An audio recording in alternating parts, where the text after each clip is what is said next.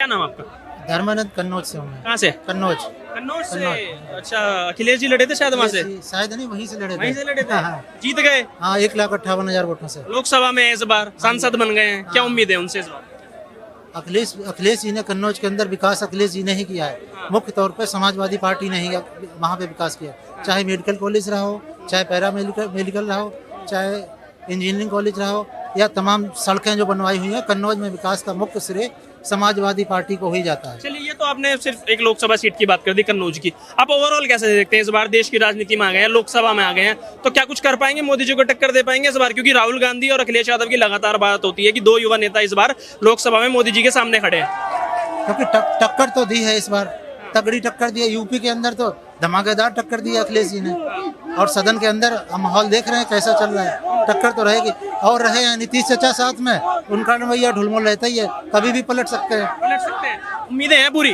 क्यों नहीं है, पूरी उम्मीद है उनसे। अच्छा, तो कैसे देखते हैं इस बार मोदी जी के पिछले 10 साल और आने वाले 5 साल? संतुष्ट, मतलब 10 सालों से संतुष्ट है, आने वाले 5 सालों से क्या उम्मीद है? पिछले 10 साल तो कट गए, पब्लिक को गुमराह करके, चाहे पाकिस्तान हो 56 इंच के सीना के नाम पे, चाहे हिंदू मुस्लिम करके, चाहे राम मंदिर के नाम पे।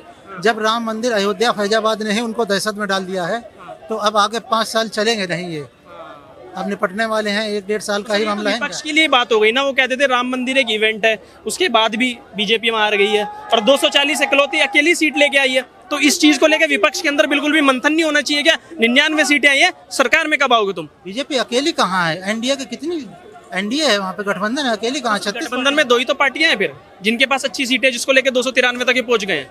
नहीं, 240 तो अकेले बीजेपी की है उसमें। हाँ, तभी तो 93 तक पहुँचे। उनको छोड़ दें तो कहाँ है फिर, ये बहुमत में कहाँ है? सर, बहुमत में नहीं है, 240 अकेली फिर भी बीजेपी की है। अगर सरकार फिर भी नहीं चलती तो जो न्योता दिया जाएगा वो सबसे बड़ी पार्टी को दिया जाएगा, वो भारतीय जनता पार्टी होगी 240 सीटों के साथ। तो सवाल ये है कि जो 99 सीटें हैं, जो 99 सीटें लाके इतना खुश हो रहे हैं, कह रहे हम लोकतंत्र को बचा लेंगे, लोकतंत्र की हत्या नहीं होने देंगे, उनको क्या अपने पार्टी के अंदर मंथन नहीं करना चाहिए कि हम 99 पे 272 तक कब पहुंचेंगे, 29 में भी जा पाएंगे, नहीं जा पाएंगे? बात कही जाती है ना, संविधान को खतरे में, जहाँ पे विचार की बिल्कुल स्वतंत्रता खत्म हो रही थी, इन्होंने उसको हैक कर लिया था। 99 सीटें लाने के बाद अब ये लगता है पब्लिक दोबारा अवेयर हो रही है। 99 संविधान खतरे में लगता है देश के अंदर? जी बिल्कुल। कैसे? संविधान अभी जो जैसे कि कोई अपनी बात रखता है तो उसकी बात को बात नहीं रखने देते उसे? जी बिल्कुल। कैसे? बिल्कुल नहीं रखने देते। रोक दिया जाता है? आज ये सोशल मीडिया यूट्यूबर ना होते तो आज तो पब्लिक देख ही नहीं पाती न्यूज क्या है। नेशनल टीवी तो बिल्कुल। सर, रखने दिया जा रहा है तो जाहिर सी बात है, लोकतंत्र तो है देश के अंदर, तभी तो रखने दिया जा रहा है। हाँ, वो चाहे वो यूट्यूबर के माध्यम से हो, चाहे वो टीवी के माध्यम से हो, आपकी आवाज को तो कोई दबा ही नहीं रहा ना। तमाम यूट्यूबर भी जेल में धकेल दिए गए हैं, यूट्यूब चैनल भी बंद कर दिए गए, और कैसे धमका के भी रखा जाता है कई कई जगहों पे। अच्छा, जहाँ पे बीजेपी सत्ता में है या जहाँ पे उनकी दबंगई चलती है, वहाँ पे करते हैं वो।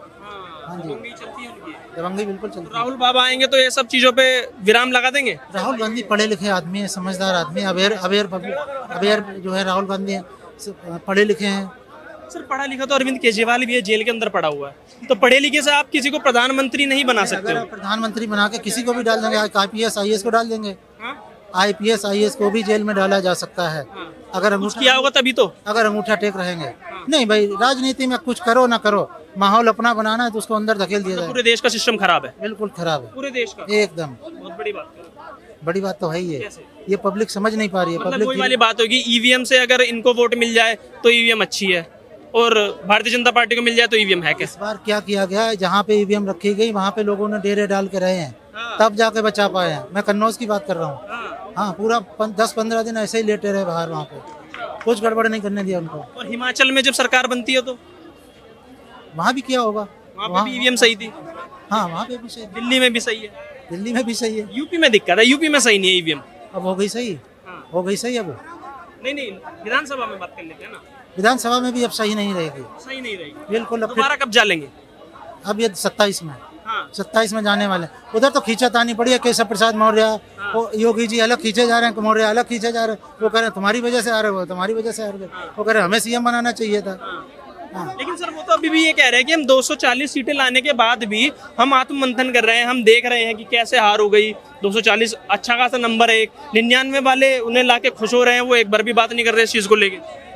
हाँ, वो मंथन करेंगे, क्योंकि 2000-4000 वोटों से जहाँ हारते थे ना, वहाँ थप्पड़ मार के छीन लेते थे सीट को। अब नहीं छीन पा रहे हैं।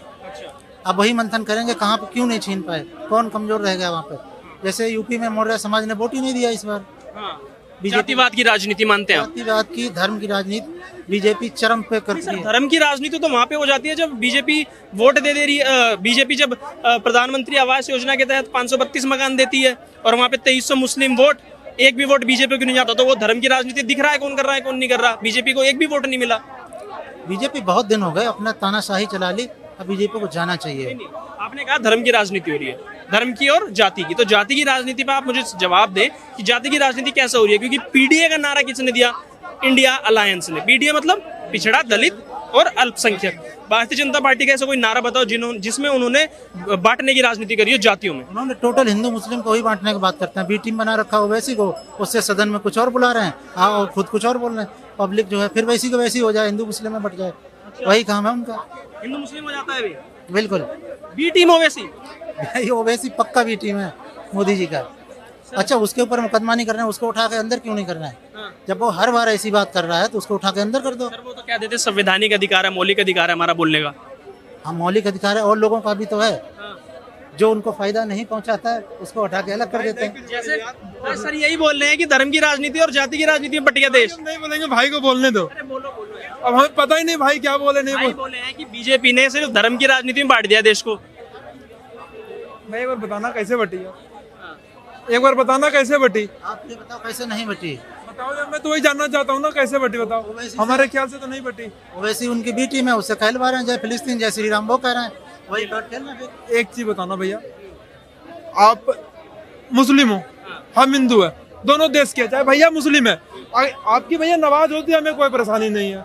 हमारी हनुमान चालीसा होती है, आपकी कोई परेशानी नहीं है। आपकी ताजिया निकलती है, हमें कोई परेशानी नहीं है। हमारी दुर्गा पूजा होती है, कोई परेशानी नहीं है। आप भारत के हो, अल्लाह अकबर बोलते हो, हमें कोई परेशानी नहीं। हम भी भारत के जय श्री राम बोलते हैं, कोई दिक्कत नहीं है। तुम्हें कोई दिक्कत है? नहीं ना है। बट आप भारत के रहते हुए दूसरा देश को क्यों आप बोलोगे भाई, बताओ। ये थोड़ा सा हमको बता देना भाई, तब मैं जान जाऊंगा। अगर जो मैं भारत के हूँ और जय भारत छोड़ के जय अमेरिका बोलूं तो ये गलत है या नहीं है? गलत है ना? तो यही बात है ना भैया, फिलिस्तीन जो बोला वो गलत किया ना। और सवाल इसमें सर यही बनता है कि संविधान को, एक सेकंड, संविधान को बचाने की बात करते हैं, कॉपी लेके घूमते हैं संविधान की। एक भी इंडिया अलायंस का बयान ना तो ट्विटर पे ट्वीट आया ना कोई बयान आया कि हम उसका खंडन करते, गलत बोलो वैसी ने। तो बी टीम तो उनकी है ये। नहीं, बी टीम तो मोदी जी की है। कैसे मोदी जी की? अब मोदी जी को गलत लगा हो तो कर दें उसको अंदर, उनको क्यों नहीं गलत लग रहा है? मोदी जी की बी टीम। भैया मोदी जी की कैसे गलत लगेगा ये बताओ यार। अगर तो तुम बताओ, अगर जो और भी तो विपक्ष है ना नेता, ऐसा तो नहीं सिर्फ एक ये क्या ओवैसी ही है, और भी हैं, राहुल गांधी, अखिलेश यादव, मायावती है, बहुत से नेता। तो वो सब के बारे में हम कभी कुछ बोले? वो सब तो जो संविधान में लिखा भैया वो सब बोला वो। बट ये ओवैसी बहुत गलत काम किया है ना वो। अगर जो ऐसे ओवैसी हैं कि उनको अफगानिस्तान से लगाव है तो फिर चले जाए ना।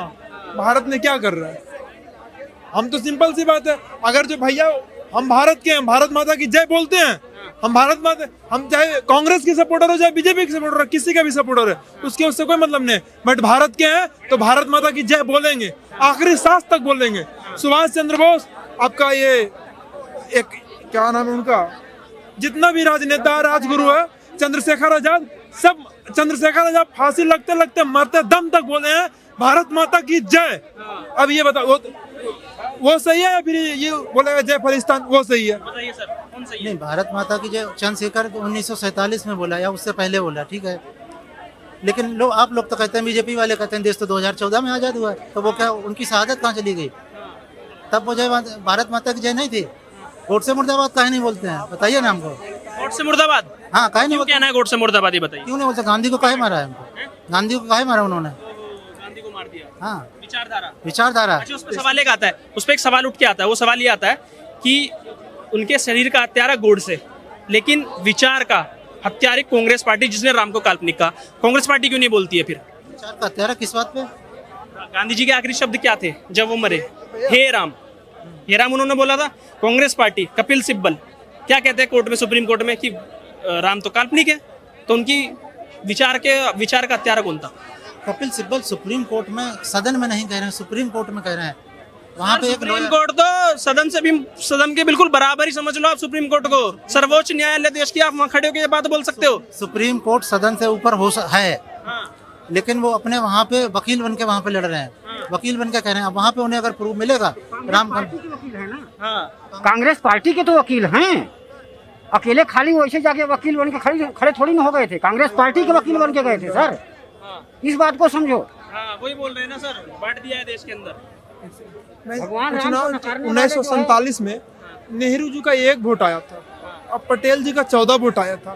तो नेहरू जी प्रधानमंत्री कैसे बन गए 1 वोट लाकर? और भैया से एक बात तुमको बता दें, भैया बता दीजिएगा। नेहरू जी कैसे बन गए? उनका 1 वोट था और पटेल जी का 14 वोट था, ठीक है। तो नेहरू जी प्रधानमंत्री कैसे बन गए? तो इस हिसाब से तो राहुल जी को प्रधानमंत्री बनना चाहिए, क्योंकि राहुल जी को 99 सीट है और मोदी जी का 240 सीट है। तो राहुल जी को प्रधानमंत्री बनना चाहिए उस हिसाब से। उस हिसाब से। देश का पहला प्रधानमंत्री कब बना था बताएंगे आप?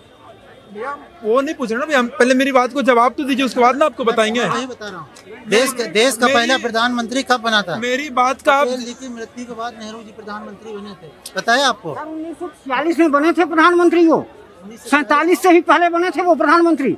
नहीं खाए जितना तानाशाह इंदिरा गांधी के राज में हुआ ना, उतना किसी के राज में नहीं होगा अब।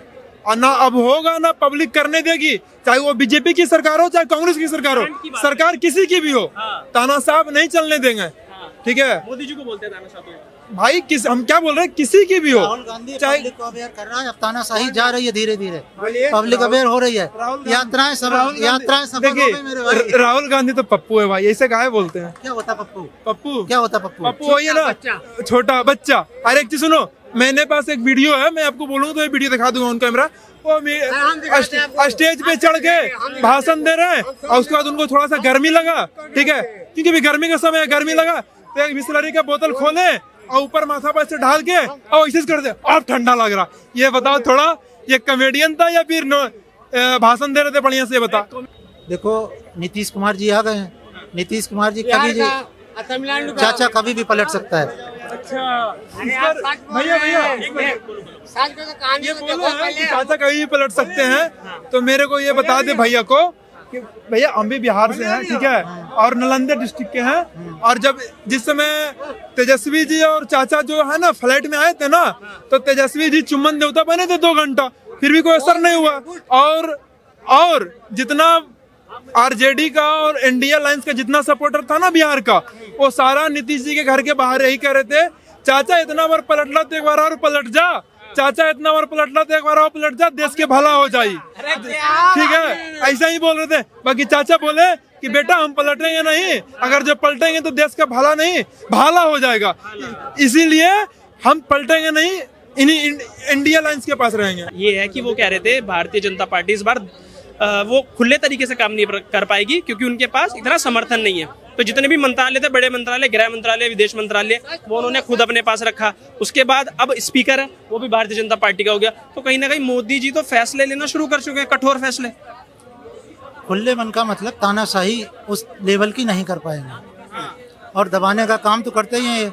अब नीतीश को या वो साउथ वाले, वो क्या नाम उनका, उनको भी अगर दबाने के, हाँ चंद्रबाबू नायडू, अगर उनको दबा लिया तो अपना वैसे ही करेंगे तानाशाही, नहीं तो तानाशाही उतना नहीं रह पाएगी। विपक्ष कह रहा था कि जो स्पीकर पद है वो टीडीपी लेके मानेगी, ठीक है, और जो गृह मंत्रालय, रक्षा मंत्रालय, विदेश मंत्रालय, इन मंत्रालयों के साथ कोई कॉम्प्रोमाइज नहीं होगा। विपक्ष जो एनडीए अलायंस है वो सारे बड़े मंत्रालय लेगा, लेकिन मोदी जी ने सारा का सारा मंत्रालय अपने पास रखा है, स्पीकर भी भारतीय जनता पार्टी का है।